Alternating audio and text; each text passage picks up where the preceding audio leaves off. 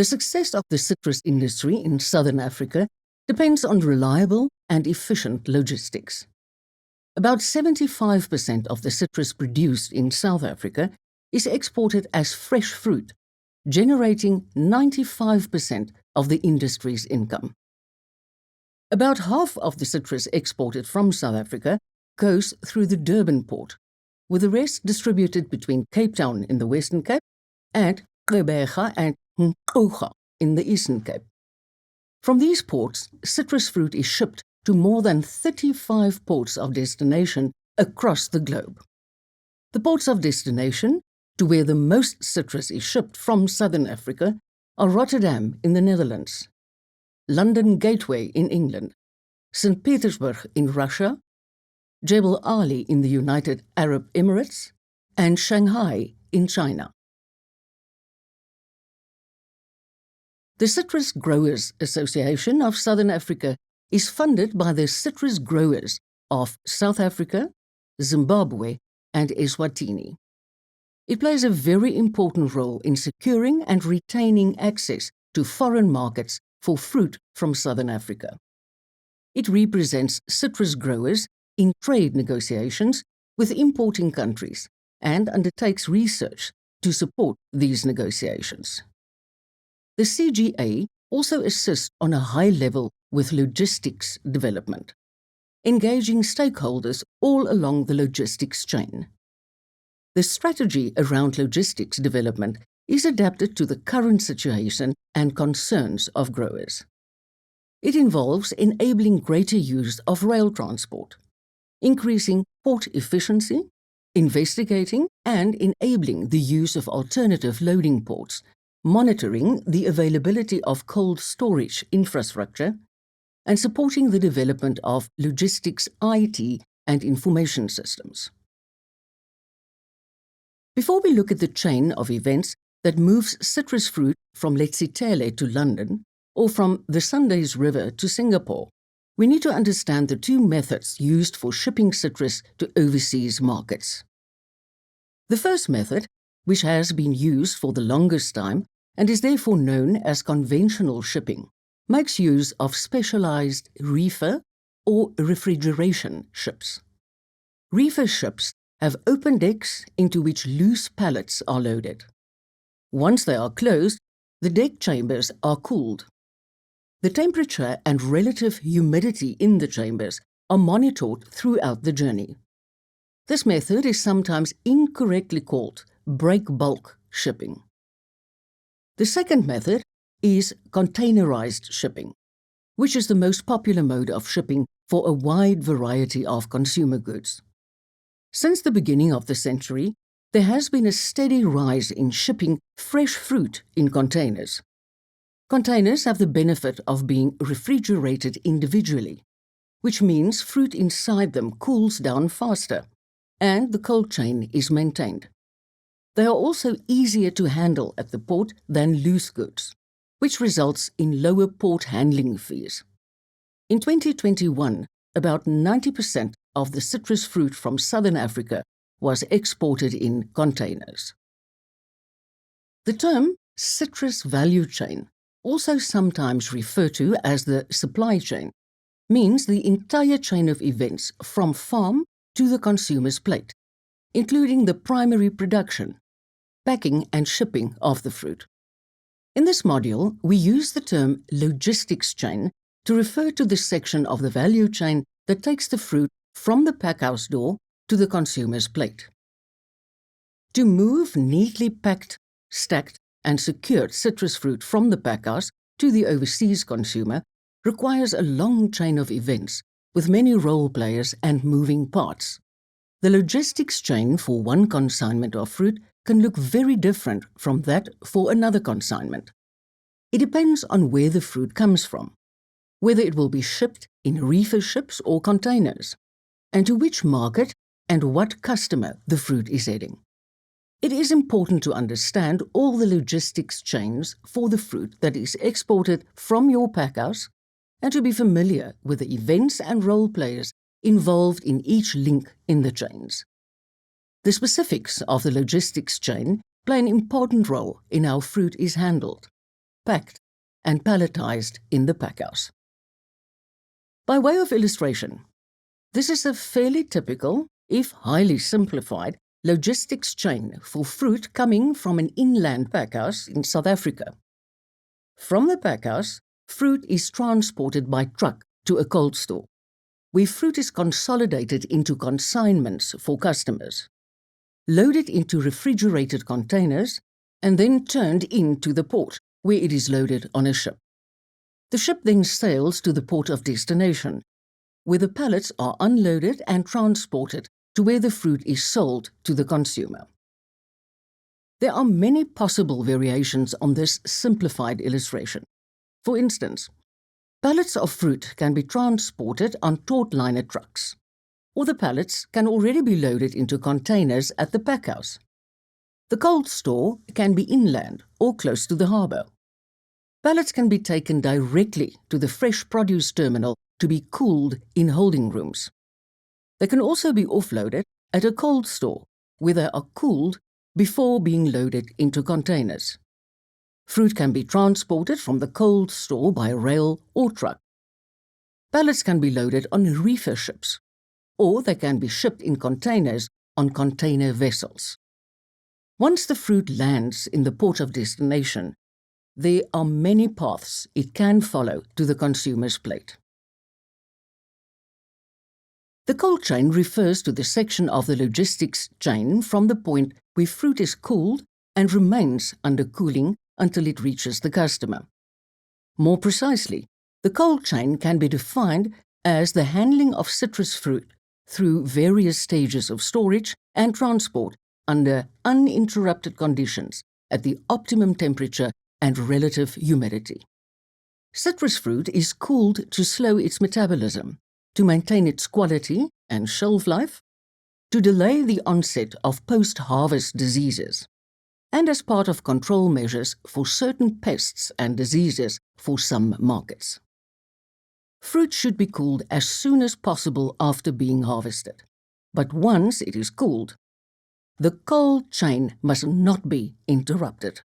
This is critical because if the fruit warms up again after being cooled, the rate of respiration increases and the fruit deteriorates faster. It is better for fruit to rather enter the cold chain a little later than for the cold chain to be interrupted.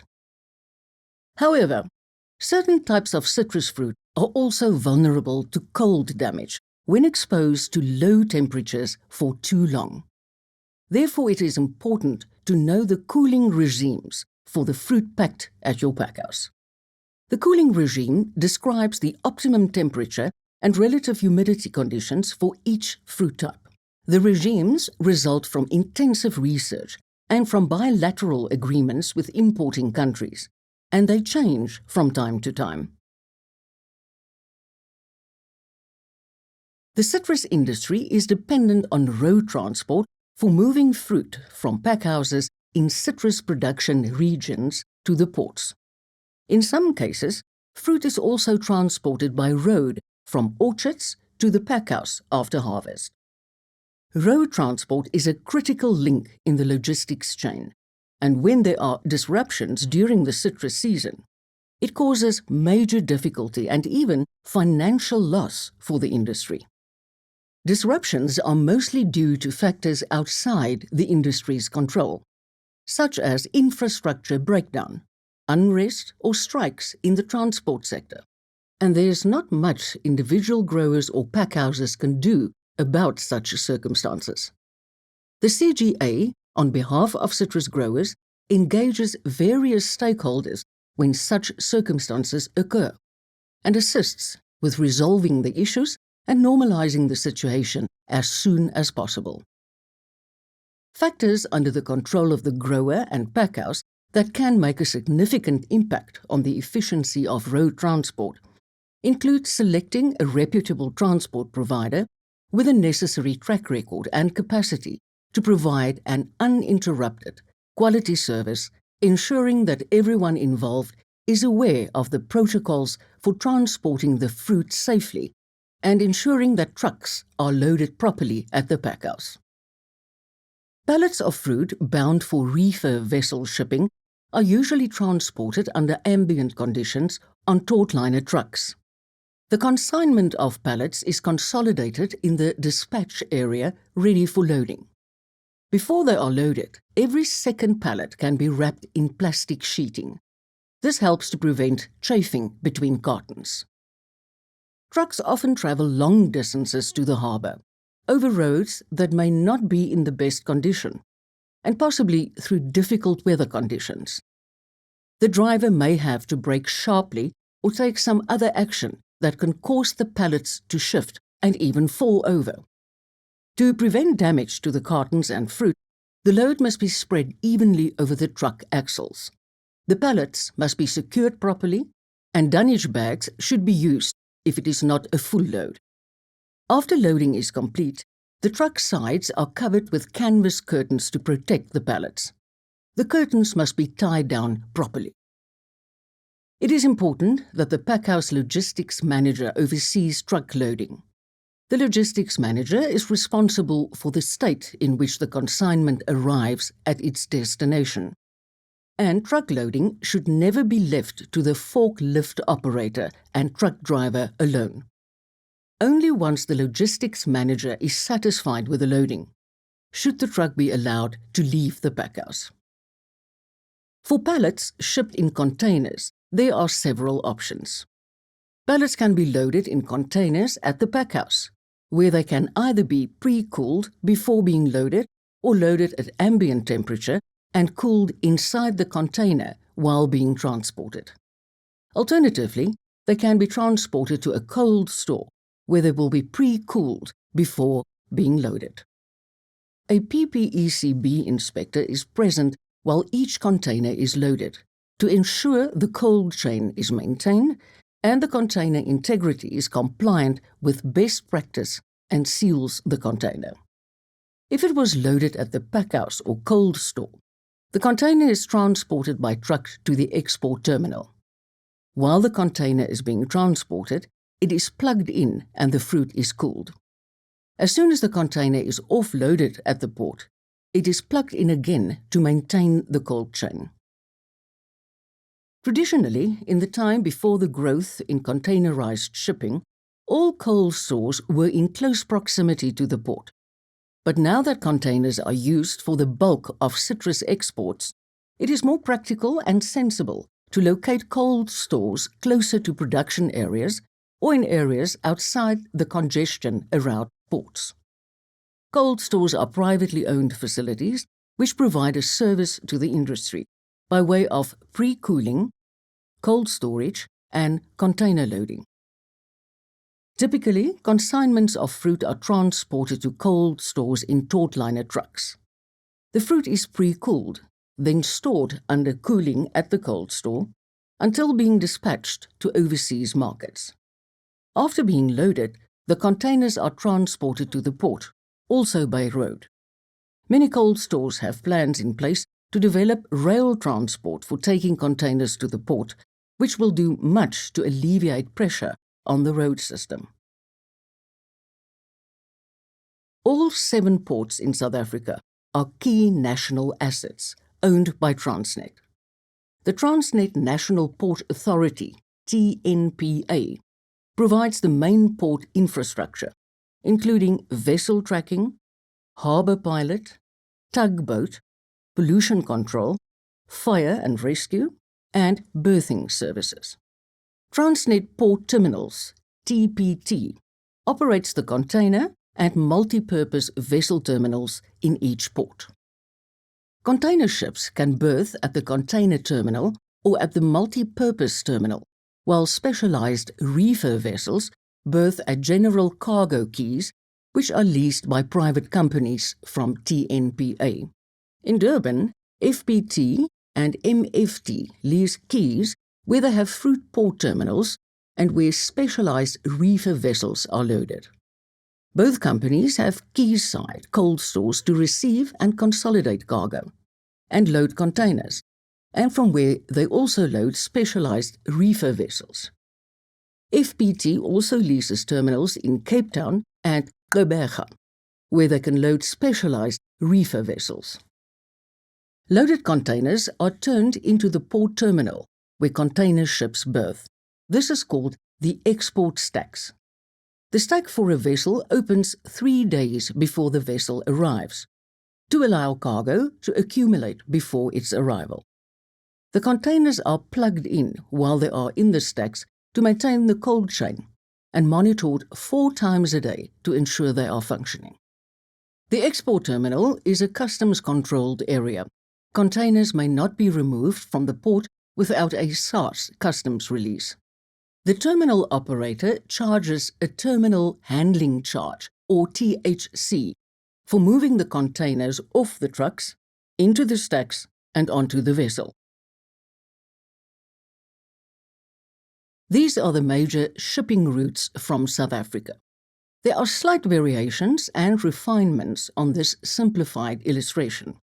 For instance, ships leaving Durban and sailing up the east coast of Africa will often stop at other ports along the coast as well, enabling exports to the rest of Africa. But the illustration shows clearly how South African citrus fruit is distributed around the world. There are several shipping lines that serve South Africa. The choice of shipping line is often limited by practicalities, such as availability, the routes serviced by the line, and the types of vessels favoured by the shipping line. Costs also play a major role in this decision, although it is a highly competitive market, particularly in terms of container shipping. Exporting fresh citrus requires thorough planning and attention to detail for every consignment. This is especially true for export documentation. If documents are missing, incomplete or incorrect, the consignment will definitely be delayed, compromising fruit quality, and may even be rejected. This can easily be avoided by knowing what is required and paying attention to the detail. Some of the documents are the responsibility of the grower or the packhouse, some the export agent, some the logistics agent, and some the shipping line, but all play a vital role in the export process. Ultimately, it is the grower that stands to lose the most if there are delays or rejections due to documentation issues. Export documentation requirements also change from time to time, and it is important to stay on top of the latest developments. Typically, the documentation required includes export certificate, export addendum, phytosanitary certificate, customs invoice, loading instruction, export notification, booking confirmation, certificate of origin, customs declaration, SARS SAD 500, SAD 507, cargo dues order, packing list, sea waybill. Understanding the links in the logistics chain, and particularly the cold chain for the fruit packed in your packhouse, is critical to successfully exporting citrus fruit and getting the best returns. There's much more to be said about the export supply chain, and we strongly recommend that you look at the Citrus Export Supply Chain short course, available from the Citrus Academy. We further recommend that you download and consult the export manual for the South African fruit industry, which is produced by the Fresh Produce Exporters Forum. Citrus Research International's Post-Harvest Technical Forum and Packaging Working Group is another handy source of information and advice on the requirements for citrus exports, and in particular about cold chain management. We have now come to the end of this series on citrus packhouses. We hope that you enjoyed learning more about citrus packhouse and post-harvest supply chain operations, and that you found value in it.